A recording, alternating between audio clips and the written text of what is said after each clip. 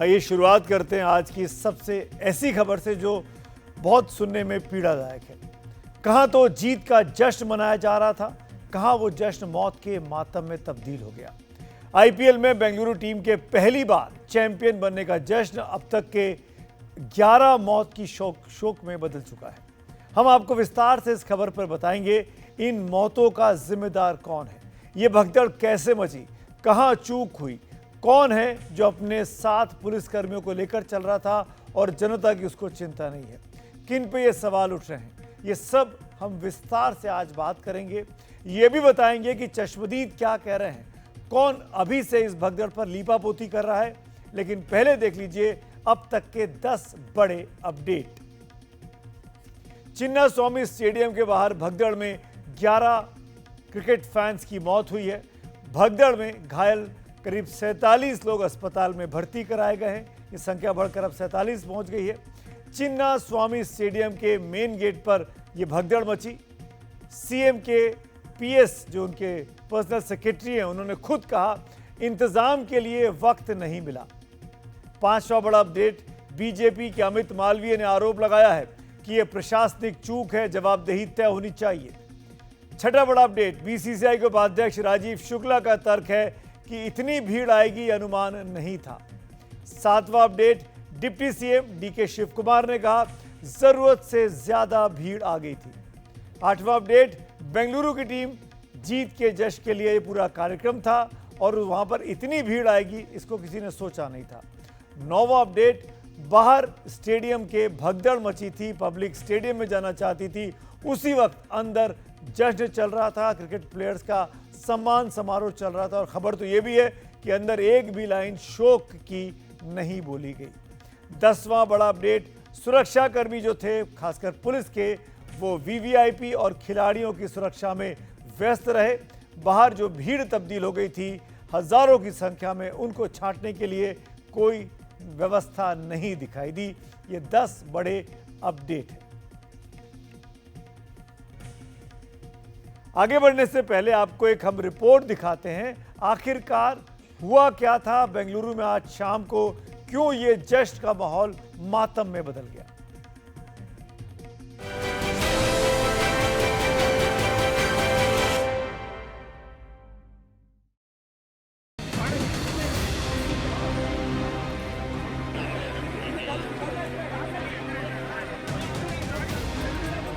बेंगलुरु से ऐसी तस्वीरें आएंगी, बुधवार को शाम 5 बजे से पहले इसकी कल्पना तक नहीं। आईपीएल में 17 साल के इंतजार के बाद आरसीबी यानी रॉयल चैलेंजर्स बेंगलुरु विजेता बनी। इधर चिन्नास्वामी स्टेडियम में जीत का जश्न शुरू हुआ, उधर स्टेडियम के बाहर भगदड़ मच गई और इसके बाद जैसी तस्वीरें आई, अंदाजा लगाना मुश्किल नहीं था कि जश्न मातम में बदल चुका है। कई मौतें हुई, कई लोग जख्मी हुए। भगदड़ स्टेडियम के बाहर हुई, जहां हजारों क्रिकेट फैंस मौजूद थे। एक तस्वीर आई जिसमें देखा गया कि एक बच्चा बेहोश हो गया, उसे आनन फानन में उठाकर अस्पताल ले जाया गया। कर्नाटक के deputy CM DK Shiv Kumar बोले, लाखों की भीड़ थी, हम हालात को सामान्य करने में लगे हुए हैं। I have spoken to the police commissioner and all the people. I'm also going little late to the hospital because now lot of trouble is there. I don't want to disturb the doctors who are trying to take care of the patients, and only the exact number is not been still this one. So we are at it. We appeal to all of them to still to be calm. How many people died? That is why we cut off a lot of programs were there. We didn't want to continue with the program. Only within 10 minutes with one round we just closed it. And we appeal even in the metros, whatever the metros has been jammed. We are not able to start. We are taking a little bit time to see that everything comes to the normal position. Karnataka सरकार लाख तर्क दे कि सब कुछ सामान्य हो रहा है। सवाल है, क्या चीजें इतनी सामान्य हैं? आखिर गलती कहां हुई? 2 गलतियां बताई जा रही हैं। पहली गलती ये कि विक्ट्री परेड को कैंसिल कर दिया गया। कहा जा रहा है कि अगर सड़क पर आरसीबी की विक्ट्री परेड का आयोजन होता तो भीड़ एक बड़े इलाके में बंट जाती और हादसा नहीं होता। दूसरी गलती, स्टेडियम में पहले आइए पहले जगह पाइए का अनाउंसमेंट किया गया। ऐसा होते ही भीड़ स्टेडियम की ओर उमड़ने लगी और उसे संभालना मुश्किल हो गया। भीड़ बहुत ज्यादा हो गई थी। अचानक इस कार्यक्रम को आयोजित किया गया, उसकी और ये अंदाजा किसी को नहीं था। फ्रेंचाइजी से मेरी बात हुई, फ्रेंचाइजी भी कहना उनको भी अंदाजा नहीं था कि इस तरह भीड़ उमड़ पड़ेगी। तो ये अचानक हुआ हादसा है जिसको लेके सारे लोग दुखी हैं और जो भी जितनी मैक्सिमम मदद हो पाएगी मृतकों के परिवारों की और जो घायल हैं उनकी, वो सब करने का प्रयास हो रहा है। जिस वक्त बाहर भगदड़ और चीख पुकार मची हुई थी, उसी वक्त स्टेडियम के अंदर उत्सव भी शुरू हो चुका था। जश्न मातम में बदल गया। पुलिस ने सरकार को आगाह किया था कि जल्दबाजी में इतने बड़े कार्यक्रम का आयोजन न किया जाए, लेकिन सरकार ने पुलिस की बात नहीं मानी। विजय जुलूस तो रोका, लेकिन जश्न की इजाज़त दे दी। ऐसे में इतना बड़ा हादसा हुआ, इतने सारे लोगों की जानें गईं। सरकार को निश्चित तौर पर जवाब देना ही पड़ेगा कि आखिर इसके लिए सरकार जिम्मेदार नहीं है तो और कौन। बेंगलुरु से नागराजू के साथ निहाल खिदवई, एनडीटीवी इंडिया। एक तरीके से देखा जाए तो टोपी ट्रांसफर का खेल चल रहा है। सरकार कह रहा है हमको उम्मीद नहीं थी इतनी भीड़ आ जाएगी, पुलिस कह रही है हम इंतजाम नहीं कर सकते थे। फ्रेंचाइजी यानी आरसीबी के मालिकों ने कहा कि हम तो इंतजाम करेंगे, हम तो जश्न मनाएंगे। और हालत क्या हुई ये आप सब जानते हैं। आपस में कोई तारतम्य नहीं, कोई कोऑर्डिनेशन नहीं। और जो क्रिकेट फैंस हैं जो 18 साल से इस ट्रॉफी का वेट कर रहे थे, उनको 11 घरों में मातम इस वक्त पसरा हुआ है। मेरे साथ निहाल जुड़े हुए हैं। निहाल, सबसे पहला सवाल, क्या स्थिति अभी? क्या सड़कें खाली हो गई हैं? क्या लोगों के घरों में डेड बॉडीज पहुंच गई हैं? और जो इलाज चल रहा था उनका क्या अपडेट है? सुमित जी, इन सभी सवालों का मैं जवाब दूंगा, लेकिन अभी इस इलाके में नेटवर्क आ गया है जहां पर यह हादसा हुआ। मैं घटनास्थल पे हूं। हमारे कैमरा पर्सन नागराजू जब कैमरे को पैन करेंगे तो देखिए किस तरह से चप्पलें यहां पर बिखरी हुई हैं, किस तरह से बैरिकेड्स टूटे हुए हैं। ये वो जगह है जहां सबसे ज़्यादा लोगों की जाने गई। देखिए दूर दूर तक आपको चप्पलें बिखरी हुई मिलेंगी। और ये देखिए किस तरह से बैरिकेड टूटे हुए हैं। और ये क्यों हुआ वो भी मैं आपको बताऊंगा, लेकिन सबसे पहले हमारे साथ उमेश जी हैं। इस वक्त यहाँ पर मौजूद थे जब हुआ था। क्यों हुआ और कैसे हुआ? ಸರ್ ಫಸ್ಟು ಇಲ್ಲೆಲ್ಲ ನಾವು ರ್ಯಾಲಿ ಮಾಡ್ತಾಯಿದ್ರಿ, ಎಲ್ಲ ಎಲ್ಲರೂ ಫುಲ್ ಸೆಲೆಬ್ರೇಷನ್ ಎಲ್ಲ ಮಾಡ್ತಾಯಿದ್ರಿ. ಸೆಲೆಬ್ರೇಷನ್ ಮಾಡೋ ಟೈಮಲ್ಲಿ ಏನಾಯಿತು, ಅಲ್ಲಿಂದ ಬಿಟ್ಬಿಟ್ರು. ಅಲ್ಲಿಂದ ये कह रहे हैं कि सेलिब्रेशन चल रहा था तब कई सारे लोग सामने के रास्ते से भी ये जो बैरिकेड है उसको तोड़ करके सामने आ गए। ಆಯಿತು, ಅದು ಹೊರಗಡೆ ಬಿಟ್ಟಿದ ತಕ್ಷಣ ನಾವೇನು ಮಾಡಿದ್ರಿ, ಫ್ರಂಟಲ್ಲಿ ಬಂದ್ರಿ. ಈ ಬ್ಯಾರಿಕೇಡ್ ಏನಾಯಿತು, ಓಪನ್ ಆಗೋಯ್ತು. तो बैरिकेड ओपन हो गया, लेकिन लोग अचानक क्यों भागने लगे? आप यकीन मानिए कि जिस वक्त ये भगदड़ मची है उस वक्त मैं इसी एरिया में आसपास था। मुझे लगा कि भगदड़ मचने वाली है और हमारे कैमरा पर्सन मेरे पास नहीं थे, कुछ फीट को अपलिंक करने गए थे। मैं उनको तलाशने के लिए जब दूर गया उसी वक्त यहाँ पर भगदड़ मची। आपको ये मैं बताता हूँ कि अचानक इस तरह के हालात यहाँ पर क्यों बने। इसके लिए आपको P3 स्टैंड गेट नंबर 19 को देखना पड़ेगा, जो मैं अभी आपको कैमरा पर्सन नागराजू आपको दिखाएंगे। ये जो बैरिकेड आप देख रहे हैं इसके बगल में टिकट काउंटर है और ये बैरिकेड एंड था। इसी तरह से जगह जगह पर बैरिकेड लगे हुए हैं। टिकट काउंटर देखिए ये है और ये एंट्री गेट्स है। तो टिकट यहाँ से मिलना था और एंट्री यहाँ से करनी थी। अचानक से यहाँ पर एक अनाउंसमेंट होता है कि अब गेट खुल गए हैं, जिनको टिकट लेना है आ जाएं। पहले से ही यहाँ से तकरीबन 1.5 किलोमीटर लंबी कतार लगी हुई थी। और जैसे ही ये अनाउंसमेंट हुआ, मैंने खुद सुना था, सामने से इस तरफ से जिसको जिस तरफ से रास्ता मिला वो वहाँ से दौड़ करके भागा टिकट लेने के लिए।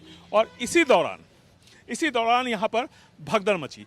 अब सवाल ये उठता है कि टिकट, जब लोग यहाँ पर 11 साढ़े 11 बजे पहुँच गए थे तो टिकट का अनाउंसमेंट कि टिकट मिलने वाला है वो इतनी देर से क्यों हुआ?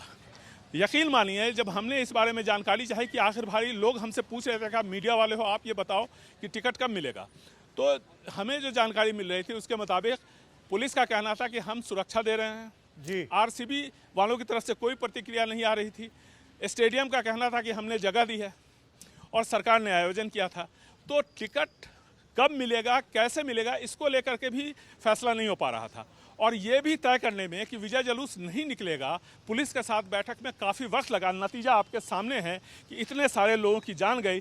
और ऐसे जो जानकारी मुझे मिली है प्रत्यक्षदर्शियों के मुताबिक, ऐसे यहाँ पर तकरीबन 4 घटनास्थल है जहां पर मुझे इसी तरह से जूते चप्पल देखने को मिले हैं।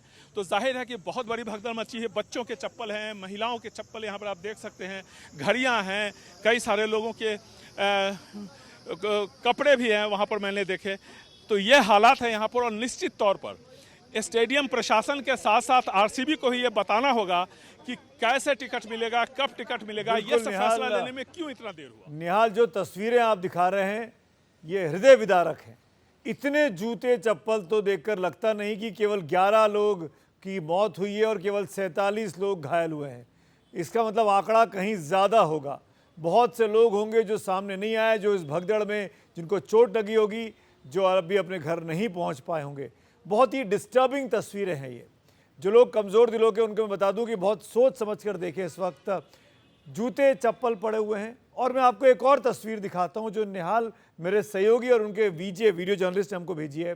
ये तस्वीर और भी परेशान करने वाली है।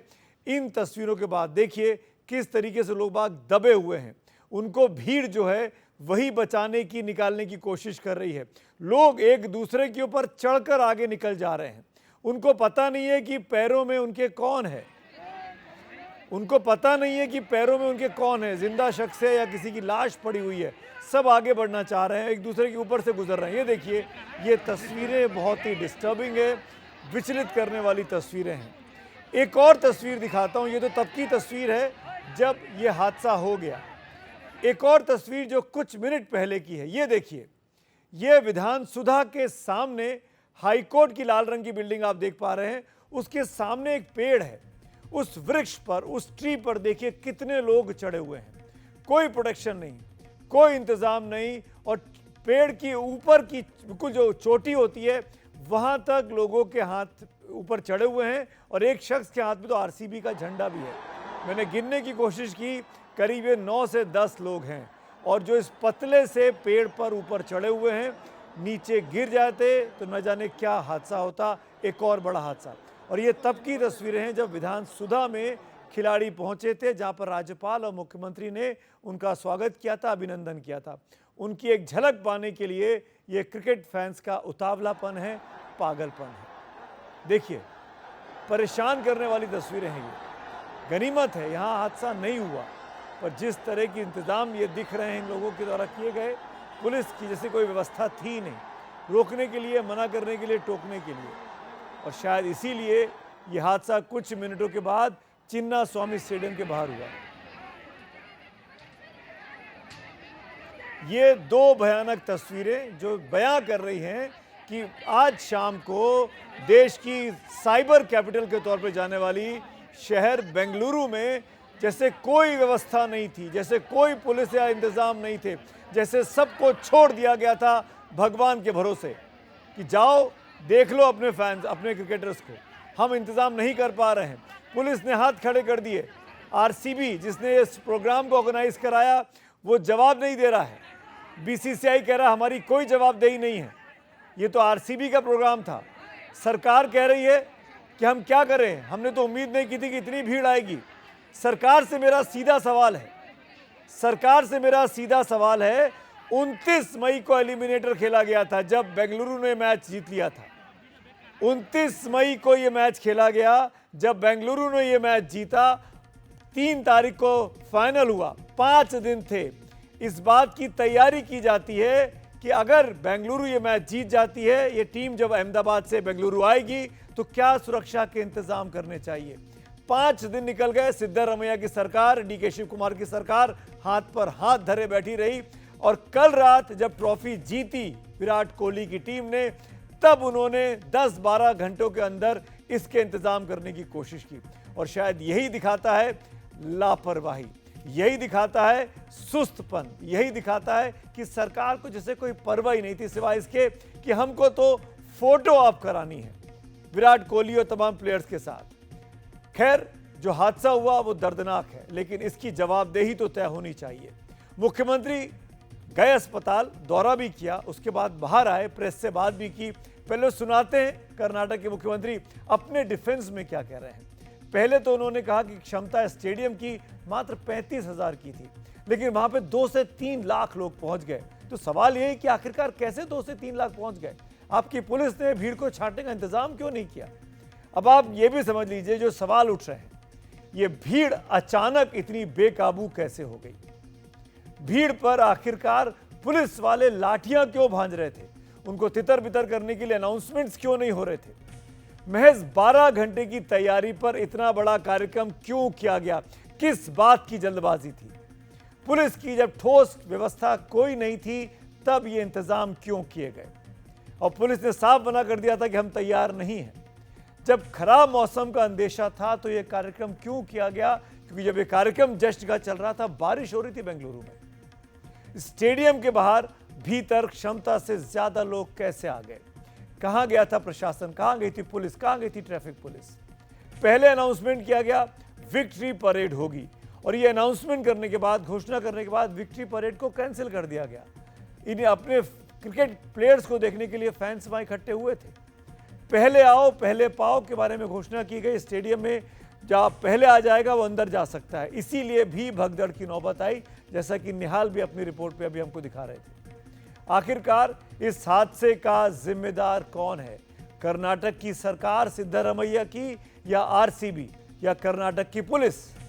इसका जवाब किसी के पास फिलहाल नहीं है, और इसी जवाब को तलाशने के लिए एक मजिस्ट्रियल जांच के आदेश मुख्यमंत्री ने दे दिए हैं। मुख्यमंत्री ने फिलहाल ये कहा है कि न्यायिक जांच होगी, और जिन लोगों ने अपनी जिंदगी खोई है उनके परिजनों को 10 लाख रुपए के मुआवजे का ऐलान सरकार ने किया है। I do not want to defend the incident, the tragedy so happened. I do not want to defend, I do not want to play politics in this. Our government is not going to play politics in this. See, let us see the outcome of the magisterial report. I will give 15 days time. बड़ा सवाल है। मुख्यमंत्री ने कह दिया न्यायिक आयोग बना रहे हैं, 15 दिन का समय दिया है, पर क्या ये काफ़ी है? बात करेंगे खास मेहमानों से, और जो प्रतिक्रियाएं आ रही हैं वो स्क्रीन पर लगातार चलती रहेंगी, प्रधानमंत्री से लेकर राहुल गांधी तक। लेकिन सबसे पहले मेहमानों का परिचय कराऊं। मेरे पास कांग्रेस के एमएलसी हैं, गवर्नमेंट के विप हैं, सलीम अहमद साहब, वो जुड़ रहे हैं इस वक्त बेंगलुरु से। नरेंद्र रंगप्पा प्रवक्ता हैं कर्नाटक बीजेपी के, वो हमारे साथ जुड़ रहे हैं। उत्तर प्रदेश पुलिस के डीजीपी रहे, बहुत ही decorated officer DGP Vikram Singh साहब मेरे साथ हैं, आपका एक बार फिर से स्वागत है।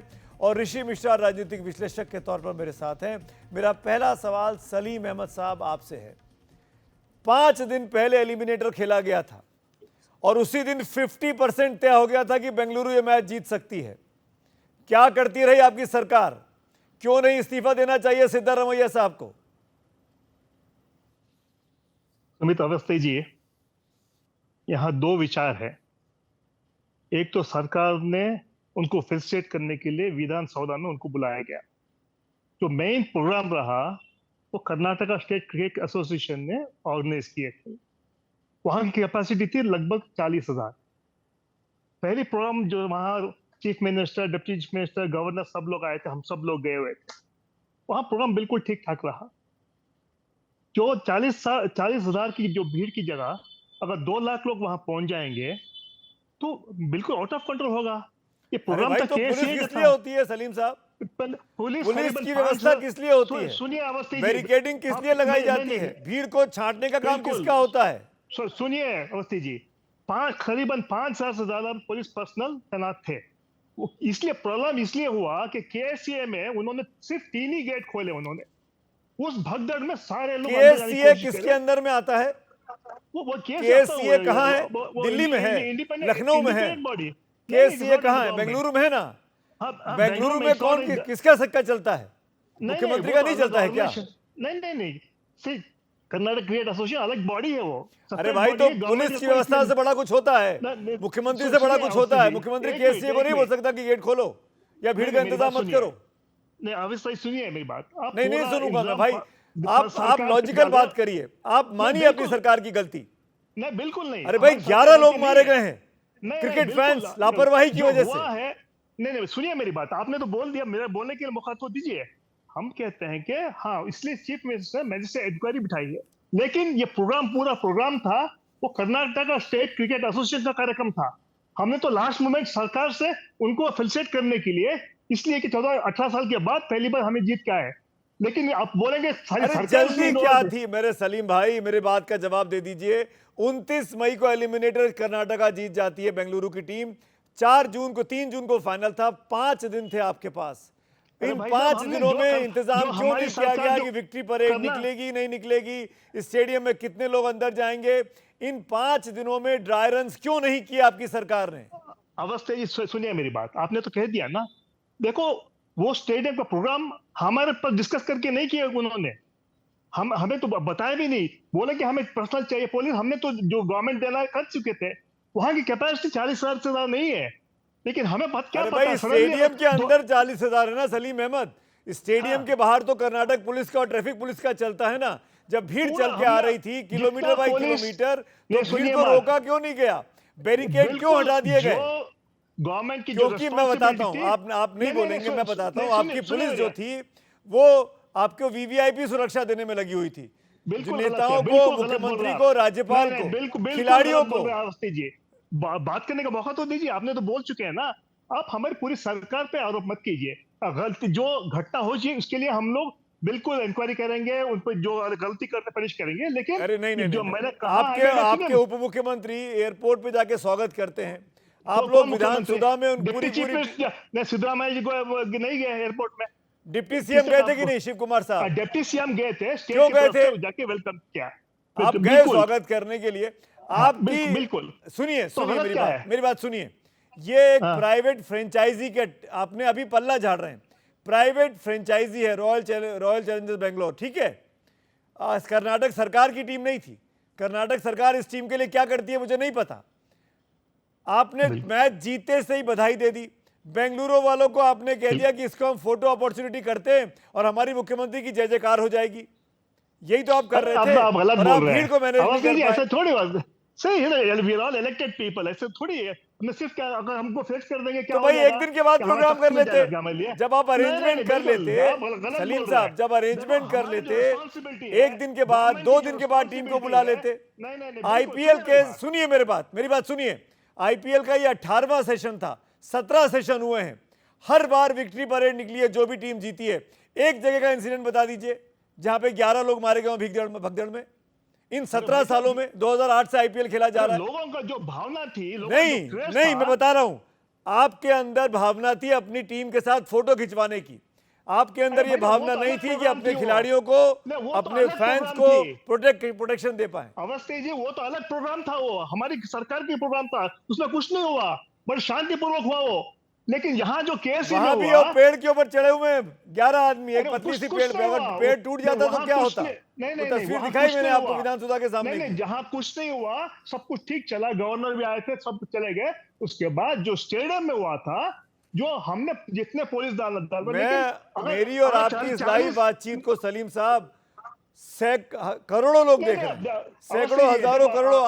आप जिस तरीके से पल्ला झाड़ रहे हैं ना, ये पूरे आवाम देख रही है। आपकी कर्नाटक की आवाम भी देख रही है, वो जानती है कि आप किस तरीके से बात कर रहे हैं।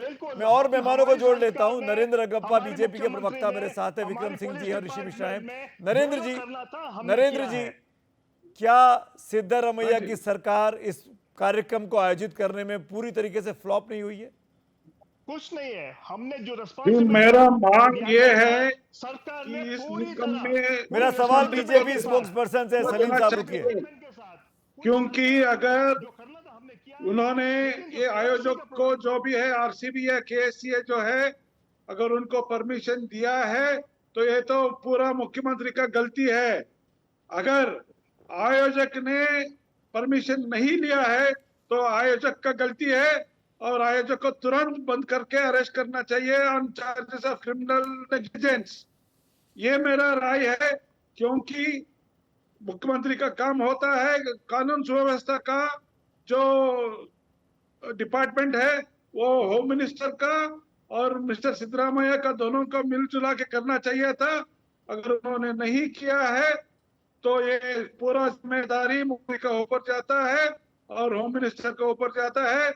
उनको तुरंत इस्तीफा देना चाहिए। इस्तीफा देना चाहिए, बीजेपी का बड़ा क्लियर कट डिमांड है। लेकिन मैं विक्रम सिंह जी आपको लेके आना चाहूंगा इस चर्चा में। आपने पूरा माजरा समझ लिया होगा, मुझे रिपीट करने की। सलीम भाई एक मिनट, सलीम भाई we have a very senior, decorated, retired police officer with us. Please respect him. Vikram Singh ji, ये समझाइए मुझे, आपने पूरा माजरा समझ लिया, क्या सरकार चाहती तो भीड़ कंट्रोल नहीं कर सकती थी? सभी विद्वान पंडित को नमस्कार, मेरी हार्दिक संवेदनाएं उन 11 परिवार को। देखिए, भीड़ आसमान से नहीं उतरती है, उसका मूल्यांकन किया जाता है। हमारी सारी इंटेलिजेंस, ड्रोन टेक्नोलॉजी और ये तमाम चैनल ऐसे हैं जो सीसीटीवी हमें बता देते हैं कि अमुक कॉर्नर से इतनी भीड़ इकट्ठा हो रही है। यहाँ पर तो ये जो दिखाई पड़ रहा है, हर आदमी कह रहे हैं हमारी जिम्मेदारी नहीं थी। अगर किसी की जिम्मेदारी नहीं थी तो जिम्मेदारी किसकी थी? और पुलिस विभाग वो है, अगर अनुमति मिले तो, न मिले तो जिम्मेदारी पुलिस की ही रहेगी। पुलिस कभी अपनी जिम्मेदारी से हाथ नहीं धो सकती है। प्रत्येक जनपद में भारत के एक है, होती है इंटरनल सिक्योरिटी स्कीम, आंतरिक सुरक्षा योजना, इसी के लिए होती है। हर महीने उसका पूर्वाभ्यास होता है, जिससे कि प्रत्येक अधिकारी जान जाए उसकी ड्यूटी का स्थान क्या है, उसकी ड्यूटी क्या है, नजदीक का अस्पताल कहाँ है, नजदीक के पौशाला कहाँ है, अग्निशमन केंद्र कहाँ है, और अगर पूर्वाभ्यास में कोई त्रुटि उसको दोबारा, जिससे कि वो बिल्कुल आदत और रिफ्लेक्स एक्शन में बन जाए। ऐसा यहाँ कुछ नहीं दिखा। यहाँ दरअसल ये था कि बिल्कुल राम भरोसे छोड़ दिया। आपने बिल्कुल सही शब्द कहा, जिसका जो मन में कर रहा। सर्वर बैठ गया, किसकी जिम्मेदारी है? आपने फ्री के पासेस बांट दिए, किसकी जिम्मेदारी है? और एक फ्री पास के ऊपर 5 और फ्री वाले आ जाते हैं, किसकी जिम्मेदारी है? मनमाने तरीके से अगर घोषणाएं की जाएंगी तो भगदड़ तो होनी ही होनी है। जो ध्वनि विस्तारक यंत्र लाउड स्पीकर होता है, वो अफवाहों को कम करने के लिए होता है, अफवाहों को समाप्त करने के लिए होता है, ट्रैफिक रेगुलेट करने के लिए होता है। ड्रोन टेक्नोलॉजी, बेंगलोर तो आपने कहा आईटी कैपिटल है, क्या हमने ड्रोन टेक्नोलॉजी, एआई का इस्तेमाल किया जो हमने कुंभ मेले में किया? हमने कुछ नहीं किया। दरअसल दिखाई ये पड़ रहा है, हम अपनी जिम्मेदारी से पल्ला झाड़ करके, और कदाचित ये है कि जो ऑर्गेनाइजर्स हैं उन्होंने क्या पुलिस से कहा था कोई मैं तो विक्रम सिंह जी एक चीज आपसे पूछना चाहूंगा। मुख्यमंत्री ने 15 दिन का समय देते हुए न्यायिक जांच के आयोग की बात कर दी है।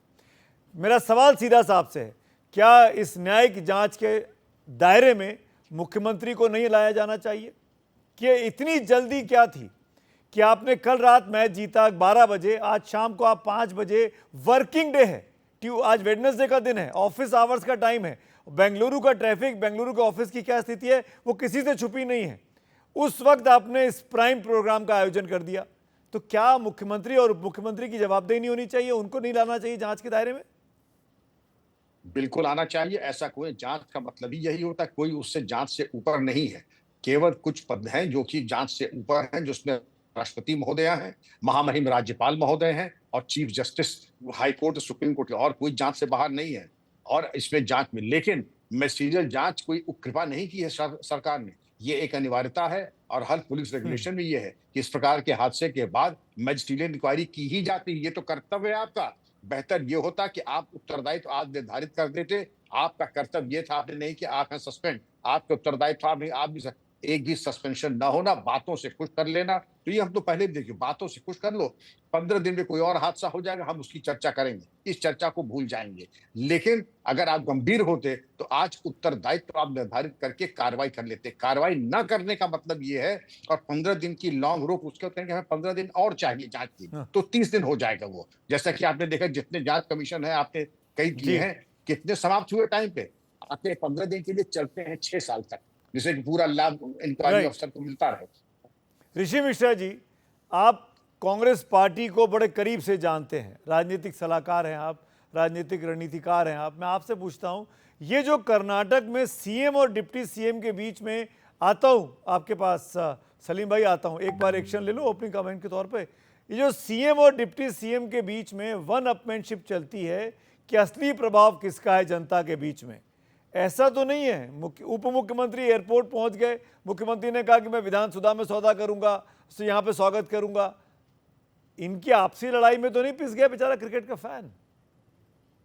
देखिए, कॉन्फ्लिक्ट तो है ही, तो पब्लिक डोमेन में है, कोई छुपी हुई बात नहीं है कि वहाँ के जो डिप्टी सीएम और सीएम में किस प्रकार से पॉलिटिकल राइवलरी है, इसमें तो कोई दो राय नहीं है। लेकिन देखिए, सबसे बड़ा सवाल जो है कि लॉ एंड ऑर्डर किसके जिम्मे होता है? जी परमेश्वर वहाँ के गृह मंत्री है। जी परमेश्वर को आगे आके यह बात रखनी चाहिए कि जो आयोजक हैं, आयोजक ने क्या प्रोग्राम करने के लिए सरकार से परमिशन लिया या नहीं लिया था। दूसरी बात सुमित जी, कि परमिशन लिया था तो कहाँ के लिए लिया था? क्योंकि जो सीएम है वो कह रहे हैं कि स्टेडियम का परमिशन दिया गया था और बाकी जो प्रोग्राम जो होना था वो विधानसभा के पास होना था।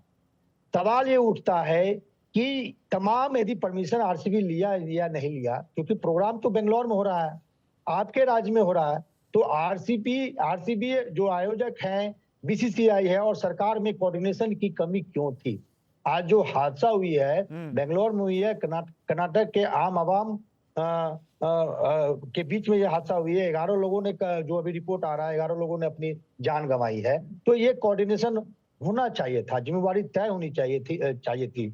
सबसे बड़ा सवाल ये है सुमित जी कि आरसीबी ने परमिशन लिया या नहीं लिया, फिर भी नहीं, बगैर परमिशन के तो कर ही नहीं सकते थे।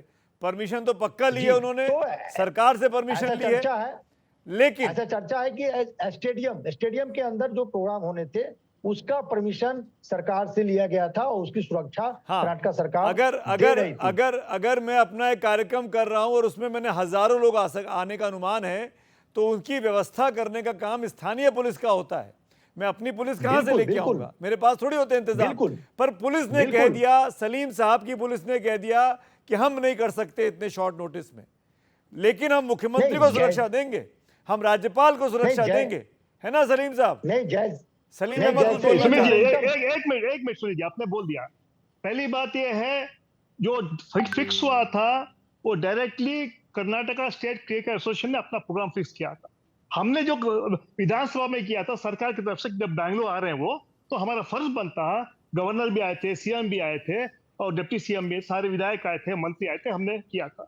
और अगर केएससीए ने अगर पासेस भी डिस्ट्रीब्यूट किए हैं तो 40,000 तो हो ही नहीं सकते। अगर वो लोग बोले कि 40,000 की भीड़ की कैपेसिटी है तो आप कैसे एक्सपेक्ट करते हैं 2 लाख लोग अगर पहुंच गया? तो आपकी जवाबदेही आती है आपकी पुलिस की कि भाई हम हाथ खड़े कर दिए कि हम इंतजाम नहीं कर सकते, हम इतने शॉर्ट नोटिस में काम नहीं। अगर आप विक्ट्री परेड पहले अनाउंस हुआ विक्ट्री परेड होगी, सलीम भाई, अगर आप विक्ट्री परेड निकलने देते तो भीड़ दूर ही रुक जाती। आपने कह दिया कि सब स्टेडियम में इकट्ठा हो और फर्स्ट कम फर्स्ट सर्व कर दिया आपने, भीड़ चली गई वहां पे, वहां अनाउंसमेंट कर दिया आपने, अनाउंसमेंट करा कि भाई खिड़की खुल गई है, टिकट ले लीजिए, सब क्यों तोड़ के आगे बढ़ गए और कोई पुलिस नहीं थी वहां पे। हमारा काम नहीं है, सरकार का काम नहीं है। क्या बात कर रहे हैं आप? क्या बात कर रहे हैं आप? जहां पे लाखों की भीड़ हो वहां सरकार का कोई काम नहीं है। जहां लाखों की भीड़ इकट्ठा हो बेंगलुरु जैसे कैपिटल में, वहां सरकार का काम नहीं है टिकट इशू करना। अच्छा मुझे बताइए सलीम अहमद मुझे बताइए, ये जो 11 शख्स मासूम जिनकी आज देहांत हुआ इस भगदड़ में, इनमें से कितने वीवीआईपीज के बच्चे हैं? इनमें से कितने मुख्यमंत्री और राज्यपाल के रिश्तेदार लगते हैं? इनमें से कितने सलीम अहमद के जानकार हैं? बताइए मुझे, सुमित जी बताइए मुझे। आप तो अगर अपने परिवार के बच्चे होते तो ये इंतजाम होता, उनको खुला छोड़ दिया होता आपने। नहीं, किसके भी बच्चे हो तो बच्चे नहीं है, आपके चेहरे पे कोई अफसोस नहीं है। बच्चे हैं आप इस तरह के, आप टीवी चैनल में, इतना बड़ा टीवी चैनल में चर्चा करेंगे तो अच्छा नहीं है। तो क्या करें, हाथ पे हाथ धरे बैठे रहे आपकी तरह, कोई जानबूझ के आपसे सवाल भी ना पूछे? नहीं बिल्कुल, आप हर चीज के लिए मुख्यमंत्री के बारे में बोल रहे हैं। 5 दिन रहे तैयारी करने की, आपने तैयारी नहीं की। एक तारीख बता दीजिए जब आपकी पुलिस ने ड्राई रन किया हो, जब आपकी पुलिस ने ड्राई रन किया हो, एक दिन बता दीजिए। 29 तारीख से 3 जून के बीच में एक दिन बता दीजिए। केएससी बोलते हैं कहाँ है आपके गृह मंत्री कहाँ हैं? बिल्कुल थे, पूरा साथ में ही थे वहाँ, पूरा अरेंजमेंट आज कहाँ है? एक्सपेक्ट नहीं किया था, कोई एक्सपेक्ट नहीं किया था कि 2 लाख से ज्यादा भीड़ आ रही है वहाँ, कोई एक्सपेक्टेशन था नहीं ना भाई साहब। बिल्कुल कोई ऐसा थोड़ी होता है।